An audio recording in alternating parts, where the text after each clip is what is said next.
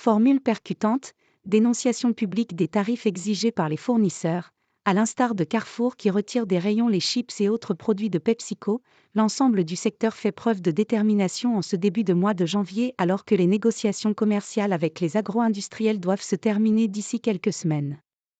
Hypermarchés et supermarchés français tous unis contre la vie chère ?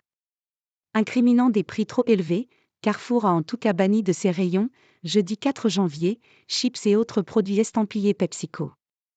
Depuis, la fronde gagne l'ensemble du secteur, et ce à quelques semaines de la fin des tractations commerciales avec les agro-industriels. Chips Lay's ou Doritos, céréales Quaker, soda Pepsi ou 7up, thé sucré Lipton. Nous ne vendons plus cette marque pour cause de hausse de prix inacceptable, a assuré, jeudi, le géant de la distribution alimentaire Carrefour, dans les rayons de ses grandes surfaces de France.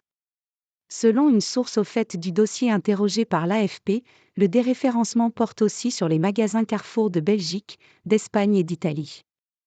Les discussions avec Carrefour ont lieu depuis de nombreux mois et nous continuerons à le faire de bonne foi pour faire en sorte que nos produits soient disponibles, a réagi une porte-parole de PepsiCo, sans plus commenter les négociations actuelles.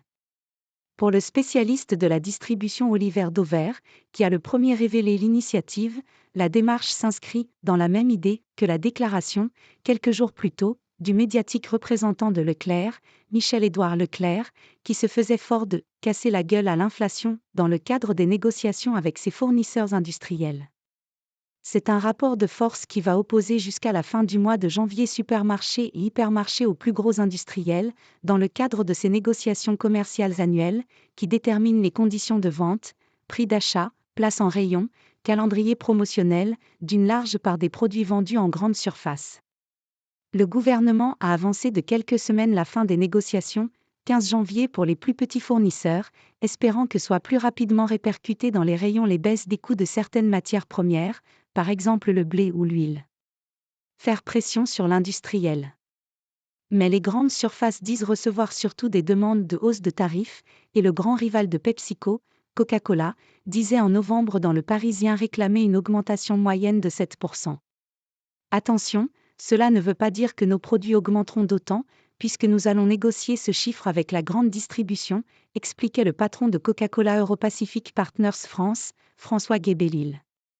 Ensuite, chaque distributeur sera libre de faire plus ou moins de marge sur tel ou tel produit, avant de fixer le prix final.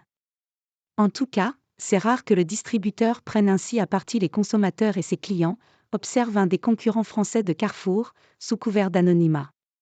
C'est une façon de faire pression sur l'industriel et de montrer aux consommateurs que l'enseigne est engagée dans la lutte pour la défense du pouvoir d'achat, c'est de bonne guerre.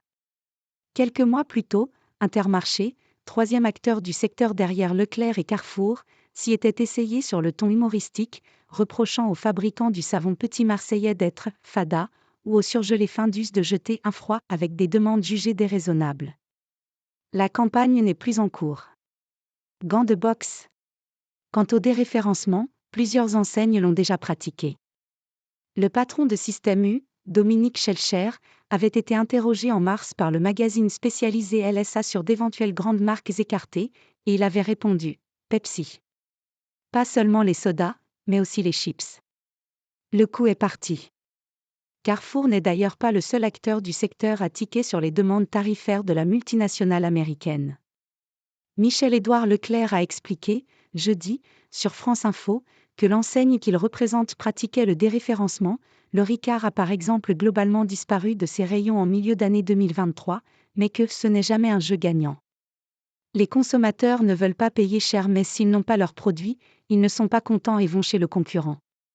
Je pense qu'on va arriver avec des négociations très dures, avec des gants de boxe, à ramener des baisses de prix, mais il faut aller les chercher, a-t-il encore déclaré.